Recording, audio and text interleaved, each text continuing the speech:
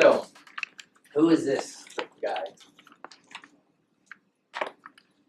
Jacques Pont. It is Jacques Pont. Richard, good for you. La Crosse, Wisconsin just became higher in my, in my book. That's fantastic. That's Jacques Pont. Any idea what year that is? 52. Close? It could have been 52. This particular picture is 1959.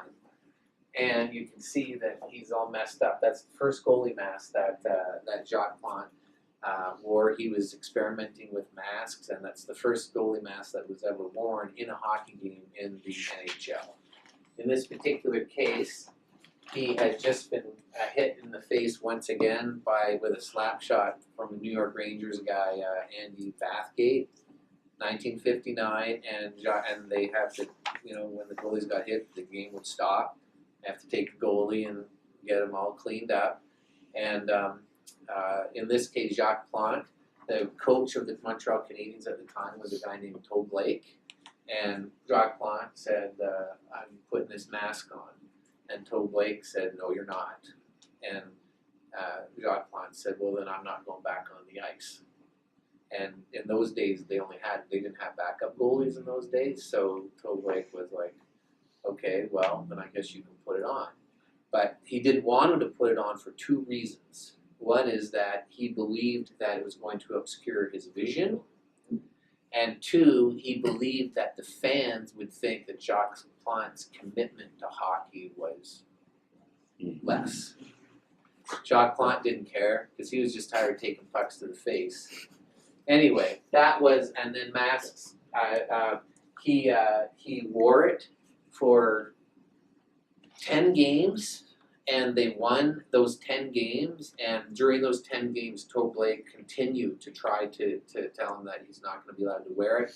He didn't wear it in game 11, and they lost. And Toe Blake then told him to put it back on. And it never left his face, and then it became part of the game. This is in the early 70s, same team, Ken Dryden. You can see the evolution of the mask. There's Jerry Cheevers. And that mask, those black marks, every time he took a puck to the face, he would skate to the bench. And the trainer would take a black marker, and if you get up close enough, those are all stitches. And so that's Jerry Cheevers had, prior to masks, that would have been all of the scars on his face. And then this is Ken Dryden, the same goalie. You can see the evolution. Then this is 1972 and the Canada-Russia Summit Series. And this was for, I was 7 at the time. This was as good as the world got. This in Canada, it was 8 games, 4 games in Canada, 4 games in Russia. We had never seen the Russian players before. In those days, the Olympics were only amateurs. NHL players were not allowed to play in the Olympics in those days. So our professionals and the Russian professionals had never played hockey before. They had never been on the ice at the same time. This was a big deal, and there's a documentary on it on YouTube. It's got everything from a story point of view. But what ended up happening though, and like the game 8, just to give you an idea of the importance of this, game 8 I watched in my elementary school. Like TVs were brought in. That's all we did as kids that day. We were watching game 8. Okay, this guy's name was Vladimir Tretiak, and he was outstanding. And nobody had ever seen this type of goaltending, and it's one of the reasons why the Russians won several games. But he also had a new type of mask, and Ken Dryden was actually our Canada's goalie during the Summit Series. So there was an evolution, and now you can see that's Carey Price, the current goalie for the Canadiens, and you can see the mask that he's wearing. And by and large, every single NHL goalie will be wearing a mask of that construction, just a different paint job. So, what has all this got to do with anything, right?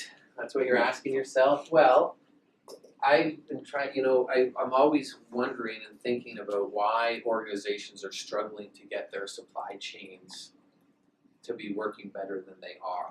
Because there's a lot of supply chains that are just like, oh my gosh, like this could be so much better. And I think back of the evolution of the goalie mask, and I see a lot of parallels, right? If you think, like, what were the things that happened? What happened between here and here? And there's an evolution. There's an evolution of thinking, no doubt.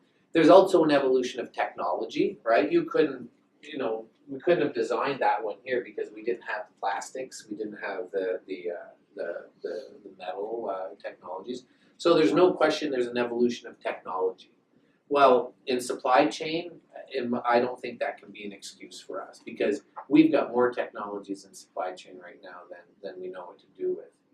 We've got all this data and all these software tools, but seemingly it doesn't seem to be really driving operational excellence. So I don't think that a lack of technological development is an excuse for us not getting our supply chain work done. Right. Goaltenders just started saying, you know what, I'm not taking a puck to the face.